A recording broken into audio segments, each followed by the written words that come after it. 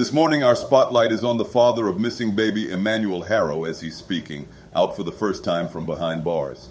Now, it's been almost 3 weeks since Jake and Rebecca Harrow told police that their infant son had been kidnapped from a store parking lot. Following searches at their home, police arrested the couple, and they've been charged with the murder of their 7-month-old baby Dot.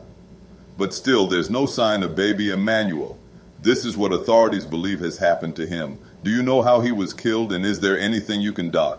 Do you know how baby Emmanuel died or was killed, and is there anything you can share? The filing in this case reflects our belief that baby Emmanuel was abused, a victim of child abuse, over time, and that eventually, because of that abuse, he succumbed to those injuries. Jake Harrow reportedly joined investigators in the search for baby Emmanuel, but still no sign of him. Jake would not confirm that he helped in the search, but insisted that he's innocent and has been completely cooperative. When asked what he would say to his baby Emmanuel, he responded, "I love you, buddy." So let's talk about this case. Let me begin with you, please. Where does the search go from here? Well, unfortunately, I think the search is still continuing in the area where he originally took them, because as I stated in the past, there's mountain lions, there's vultures, there's coyotes that are in that area that would clearly take a baby. And I doubt he dug a deep grave, and unfortunately, there's a lot of predators in that area that would take the remains of that body. But the one thing about this case that nobody's talking about and needs to focus on is the outrageousness of the judge's decision, Julie. This case shows the red flags in our judicial system, that there's currently no guardrails in place to remove a judge who is judicially, incompetent.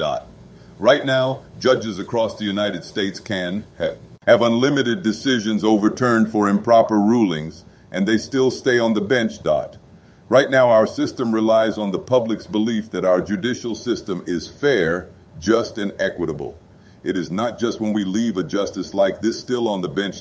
He needs to be removed. I appreciate what you're saying there. So for anybody who doesn't know what happened here, so Jake Harrow had a felony child abuse case for badly hurting his 10-week-old baby girl, and this was a few years ago. And the district attorney, when he gave a press conference, he said essentially what you said, that this was just an outrageous decision by a judge to give this man what's called a suspended sentence, essentially, and probation.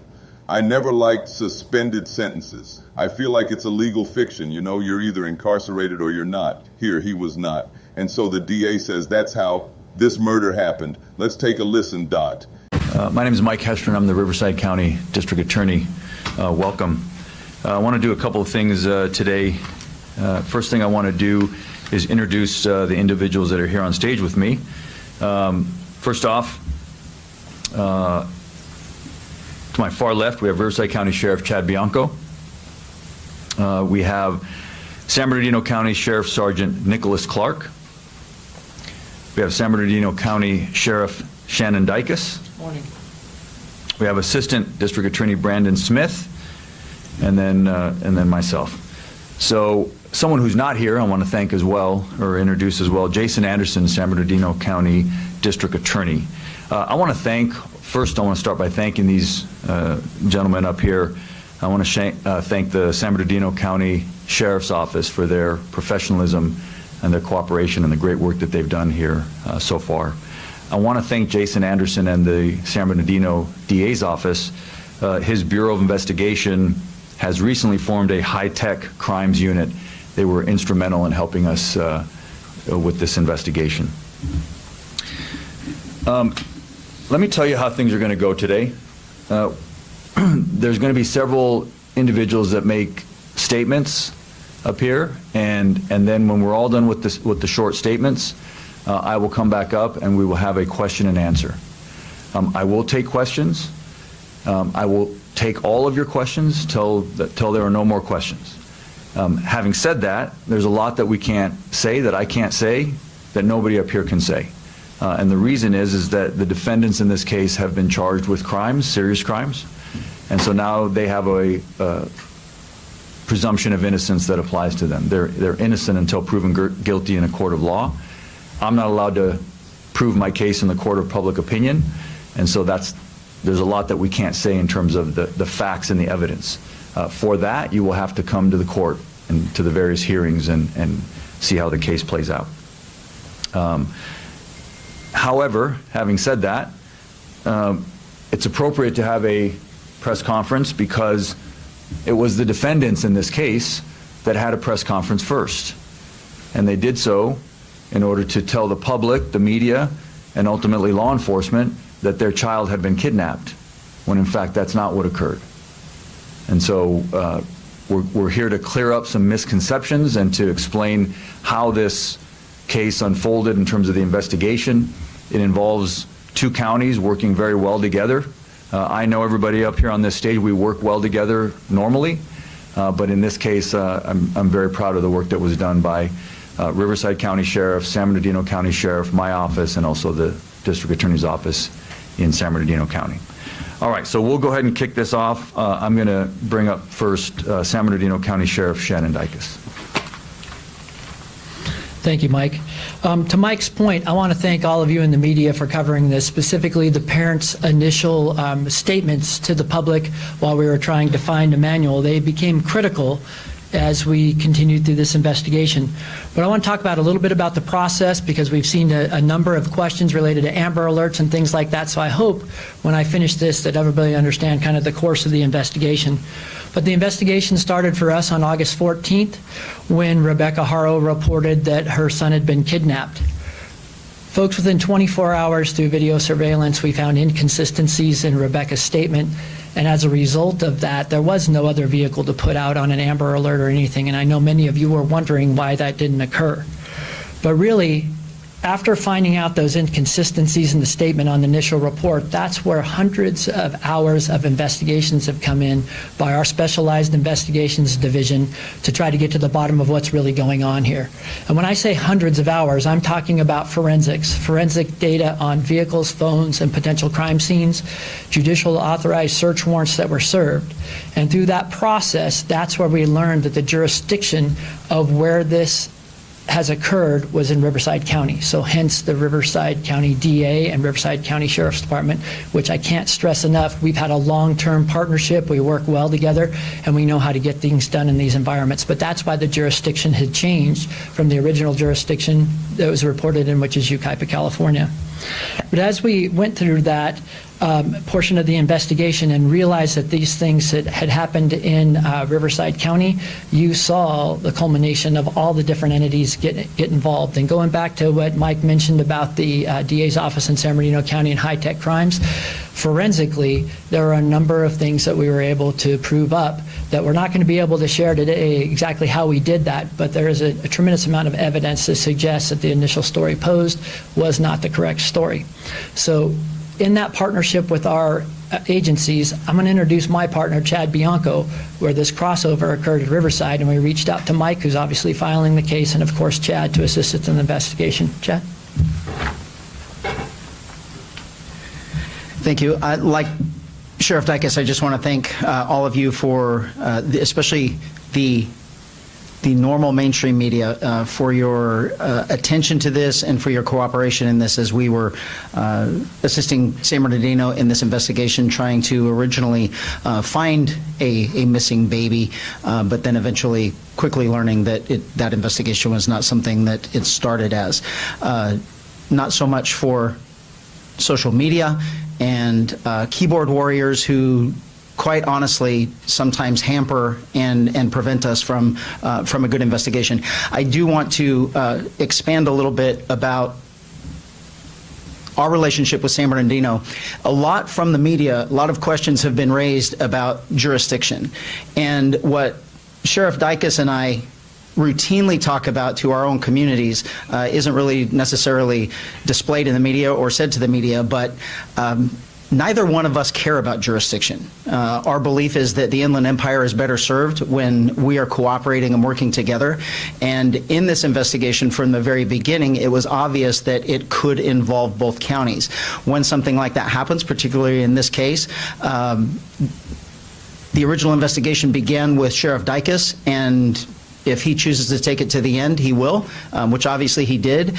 And my position is Sheriff Dicus is responsible for this and the assistance of my department. So there is no asking us. There is no anything like that. It is, we have to serve our public best, and he has every single available resource that the Riverside County Sheriff's Office has to offer to make sure that we provide justice in this case.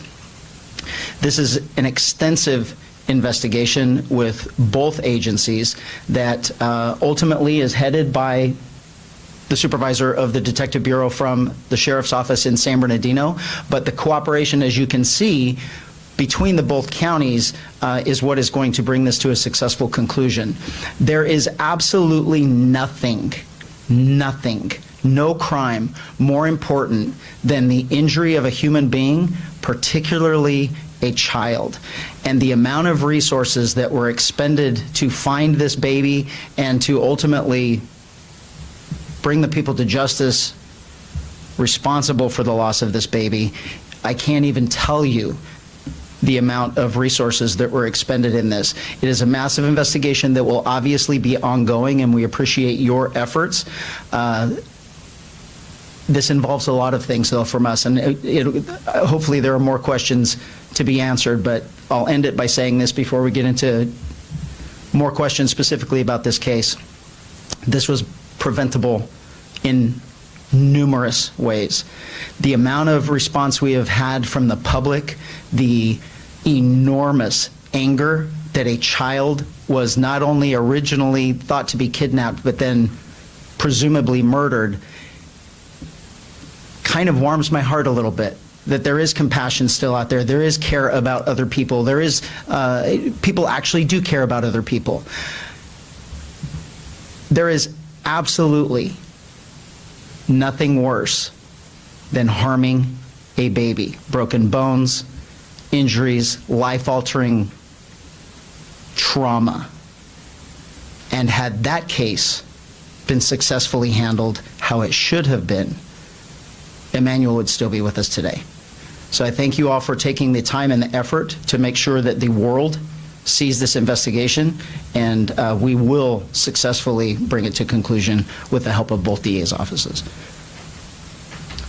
Thank you, Sheriff. I neglected to mention that Sergeant Nicholas Clark is the lead investigator on this case.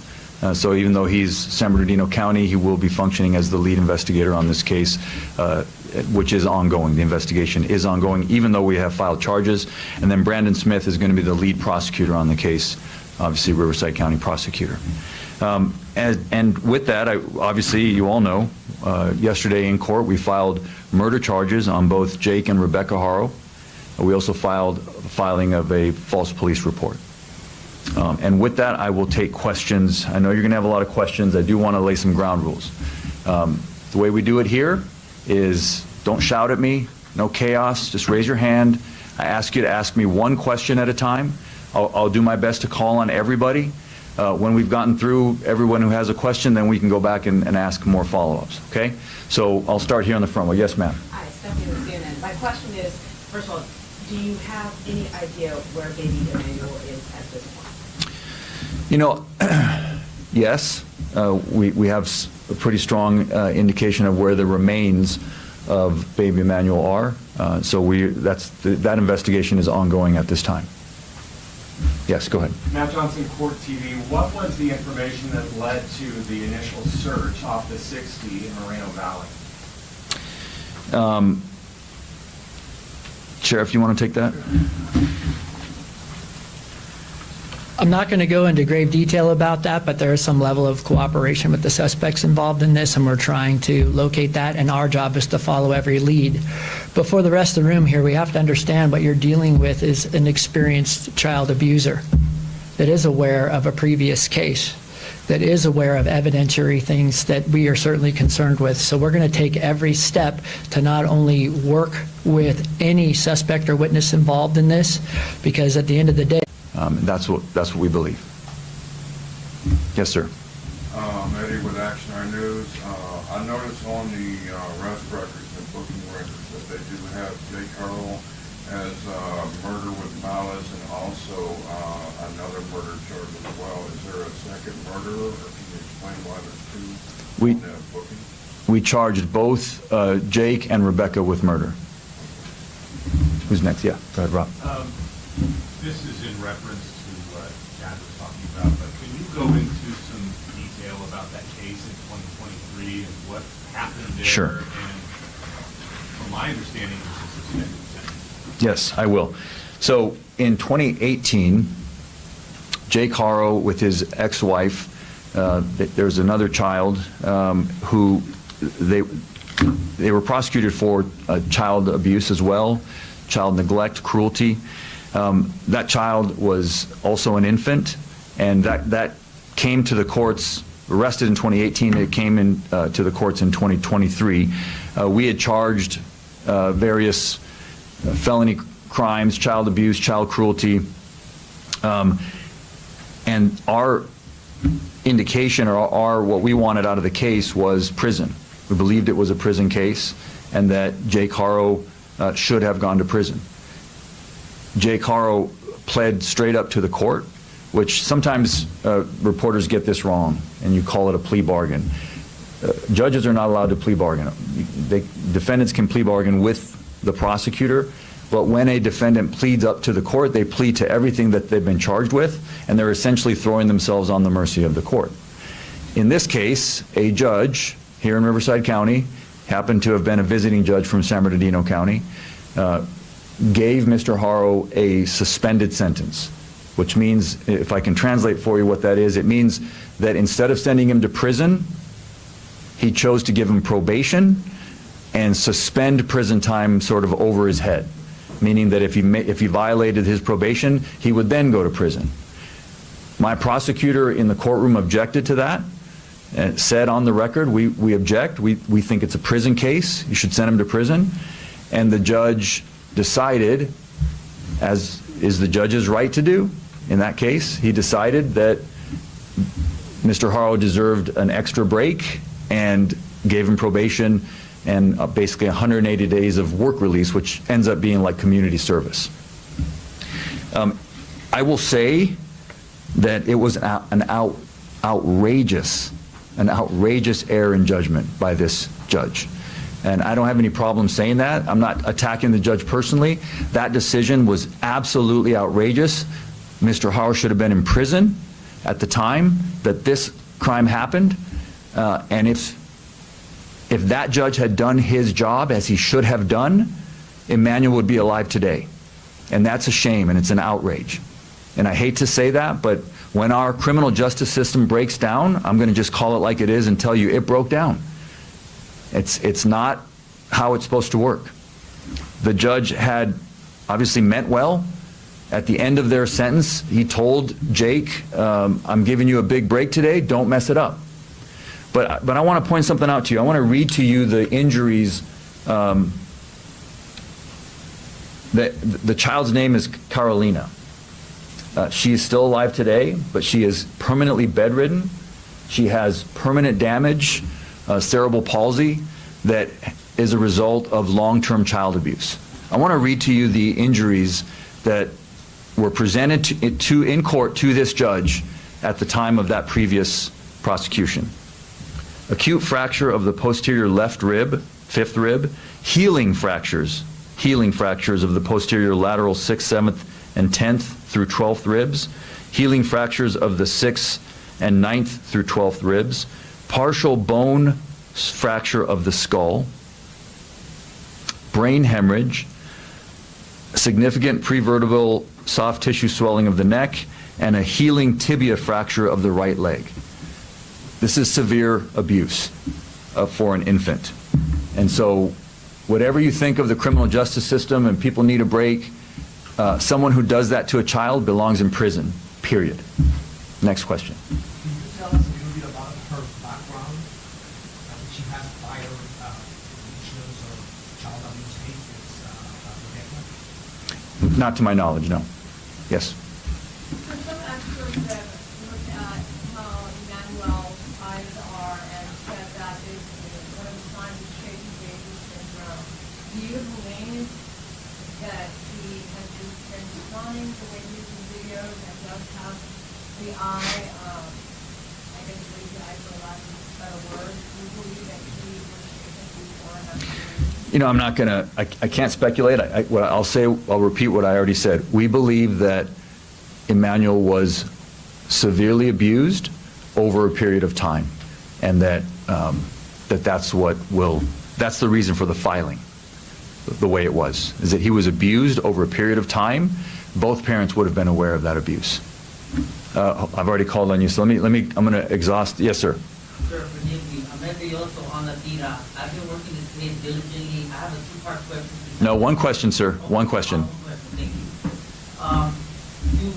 You said that you do know where the remains are. I didn't say that, sir. I'm sorry, forgive me. I didn't say I know where the remains are. Can you tell us, in fact, a little bit more detail so that if you do know anything, so I can stop looking? Please? I'm in this every day. No disrespect, I understand who you are. But can you please, if you have information here where you know something, can you please, so I can get some rest?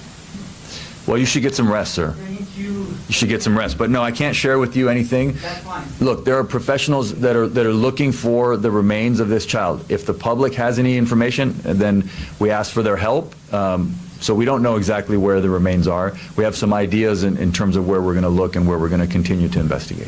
Yes, sir, all the way in the back. Can you please elaborate more on how you suspect that Emmanuel has been abused over a period of time? No, I'm not going to do that. That's unfortunately, I understand it's an obvious question, but I just can't go into it. Those are things that the evidence will be presented in court, and I'll have to wait till we do that. Who's next? Yes, sir. Can you explain, I know they both have charges filed against them, if you believe that Jake or Rebecca both were actively involved in abusing Emmanuel, or like was she just complicit in what he was doing, or the other way around? Can you explain any more of that? All I can explain is what we've filed. We've filed murder charges on both of them and making a false police report on both of them. So you can extrapolate that we believe that both of them are guilty, that we can prove it's guilty beyond a reasonable doubt for both the murder and the filing of the false police report. You know, how it breaks down as to who did what, that also has to wait for the trial. And the DA also noted that this was over the DA's office objection, that the prosecutors on the case did in fact object. What's that like when you're asking for someone to stay incarcerated, you know, to have a sentence of incarceration, whatever the case is, bond or sentencing, whatever, and the judge goes against what the recommendation is from your comma. It's infuriating. And you see here the results of that. We have a child that's no longer with us because of the negligence of this judge . And make no mistake, you know, the prior guest was 100% right. This is the negligence of the judge. This child would still possibly be with us today, comma, if this person was in jail and punished to the extent he should have been punished for. I also want to applaud the investigators in this, and in any case, you can never go into these cases with tunnel vision. We know how this stopped with a possible abduction in a parking lot. You can't go into any case to start an investigation with tunnel vision and just purely looking at that. And in a time of finite resources, you know, to look at everything as you come into this, to where we saw where this case specifically went, you know, that's why things take time in these investigations. That quote S, why, if you're ever involved in an investigation as a victim or as a family member of a victim, things may not be moving as fast as you would like them to, because investigators, we are looking at every possible scenario. And this way, you can prioritize resources to kind of focus on where you think this is going, and not shortly into this, they started to go with, you know, was foul play here. This is really helpful insight you're sharing. I want to ask you both the same question. If this guy is cooperating, he's saying he's cooperating, his words, not mine. So if he's willing to talk with detectives, then what tactics do you use to try to get to the truth with him? If you do, in fact, believe that he did this homicide, I'll start with you, P. Least comma, with a guy like this, you know, one of the things you're going to use is you're going to offer him a sentence reduction. You quote, we're going to tell him that he can get the death penalty, which is clearly on the table in this situation, okay? And you can let him know that he can get, instead of 40 years, he might get 10 years. That quote's one of the tactics they're going to be using this. It quote S. Clear to me that he's playing the police. He's trying to tell them, yeah, I'm going to help you. I'm going to work with you, Dot. I quote M, going to make a deal with you and write it out. And it's proven to me that that happened because he wouldn't have been out there searching for that body with them if he didn't, quote, T. Dot cut a deal with his attorney, Dot. That quote, that's a fact. The thing is, I don't believe he's going to show exactly where the body is because he's going to make it look like, well, you know what? I tried, but the body wasn't there. Or I really didn't kill the kid. And he keeps flip-flopping back in the story, so he's a liar, Dot. But I do believe that the jury is going to find this guy guilty regardless of not having a body, which is going to make it extremely difficult for the prosecutor to prosecute in this case. Same question to you, please. What tactics would you use with this guy? You know, with his past history of abuse here that we now know no one has documented, Dot pulling on his heartstrings as a father is probably going to be difficult. But you would go in that direction to say, hey, let's give your child a place of rest, Dot, let, quote, get some conclusion here. You as a man, you as a father, you as a person, you need to help us here because you are going to spend your time in jail. There's no getting away from that, but you can do the right thing here. You can make up for the wrongs you did and kind of get him in a personal place to where, Dot, you know, you kind of coax him to agree with him. You know, we can make this better by you telling us the truth. And in fact, you're just looking to get the prosecution that you need to get in this case, because without the body, it is going to be difficult, Dot.